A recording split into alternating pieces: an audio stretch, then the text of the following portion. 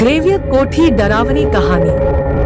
एक बार यमुना नदी के तट पर स्थित ग्रेवियत कोठी के नाम से जाना जाने वाला एक राजसी हवेली खड़ा था। यह आकर्षण और भव्यता का एक स्थान था जो किसी को भी इसकी अलंकृत वास्तुकला पर चकित कर देता था। हालांकि इसके सुरुचिपूर्ण पहलू के पीछे एक गहरा रहस्य छिपा है जो डरावनी और निराशा की कहानी को उजागर करेगा। ग्रेवियत कोठी अपने दुखद इतिहास के लिए बदनाम थी और स्थानीय लोगों ने इसके हॉल में बुरी आत्माओं के बारे में बात की थी। किंवदंती यह थी कि हवेली एक तामसिक आत्मा द्वारा शापित थी जो दशकों पहले रहस्यमय परिस्थितियों में नष्ट हो गई थी। क्यूरियोसिटी ने साहसी दोस्तों के एक समूह को बेहतर बनाया जिन्होंने एक चांदनी रात में छोड़ी गई हवेली का पता लगाने का फैसला किया। जैसे ही वे पूर्वाभास द्वार के पास पहुँचे, एक सर्द हवा चली जिससे उनकी रीढ़ में सिहरन फैल गई। डरे हुए वे अंदर चले गए, उस आतंक से अनजान जो उनका इंतजार कर रहा था। जैसे ही उन्होंने ग्रेवियत कोठी में पैर रखा, एक भयानक सन्नाटा छा गया।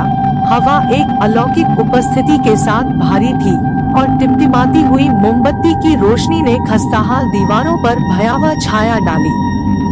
दोस्तों ने घबराहट में घर में गहराई तक प्रवेश किया, केवल उनकी कांपती हुई टॉर्च से मार्गदर्शन किया। जैसे ही वे भव्य सीढ़ी पर पहुँचे, एक अशांत सनसनी ने उन्हें जकड़ लिया। उनके वजन के नीचे कदम चरमरा रहे थे, भूतिया फुसफुसाहट की तरह हवेली से गूंज रहे थे। अचानक एक खून से लथपथ चीख ने सन्नाटे को चीर दिया और घबराहट ने उनके दिलों को जकड़ लिया।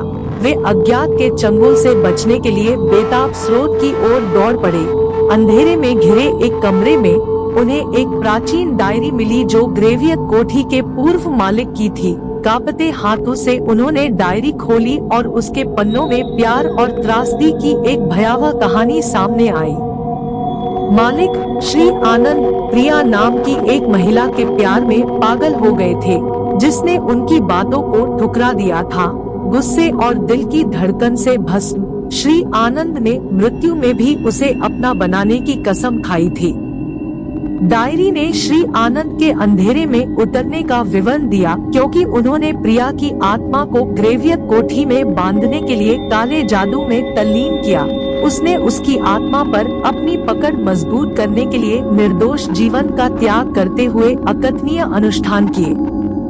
श्री आनंद की विकृत इच्छाओं की खोज में अपनी जान गंवाने वालों की आत्माओं को फंसाकर हवेली एक जेल बन गई थी।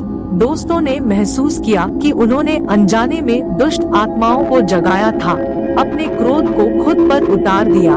भूल भुलैया के गलियारों में फंसते हुए दरवाजे बंद हो गए। छिपे हुए कोनों से ध्रुतशीतल फुसफुसाहट गूंजती है और प्रेत पदचाप हॉलवे से गूंजते हैं। हर गुजरते पल के साथ दोस्तों को तामसिक आत्माओं ने सताया था। परछाइयां भयानक रूप से नाचने लगी, वस्तुएं अपने आप चली गईं और हवा एक अलौकिक उपस्थिति के साथ घनी हो गई। वे एक दुहा स्वप्न में फंस गए थे, एक जीवित नरक जिससे बचने का कोई रास्ता नजर नहीं आ रहा था। जैसे जैसे घंटे अनंत काल में बदल गए, दोस्तों के हौसले कम होने लगे। डर ने उनकी आत्मा को जकड़ लिया और हर बीतते पल के साथ आशा कम होती गई। ऐसा लगता था कि ग्रेवियत कोठी उनके जीवन का दावा करने के लिए नियत थी, ठीक उसी तरह जैसे इसने उनसे पहले अनगिनत अन्य लोगों पर दावा किया था। लेकिन निराशा की गहराइयों में आशा की एक किरण उभरी। मलबे के बीच छिपे एक प्राचीन तावीज पर दोस्तों में से एक ने ठोकर खाई। ऐसा कहा जाता था कि इसमें तामसिक आत्माओं को भगाने और ग्रेवियत कोठी के अभिशाप को तोड़ने की शक्ति थी। नए दृढ़ संकल्प के साथ वे अनुष्ठान करने के लिए एकजुट हुए, इस उम्मीद में कि यह उन्हें मोक्ष दिलाएगा। दोस्तों ने मंत्रोच्चारण किया, उनकी आवाज कांप रही थी लेकिन दृढ़ थी।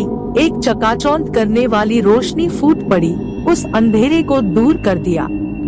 यदि आपको कहानी अच्छी लगी हो तो हमारे YouTube चैनल डरावनी हिंदी स्टोरीज को सब्सक्राइब करें, लाइक करें, शेयर करें।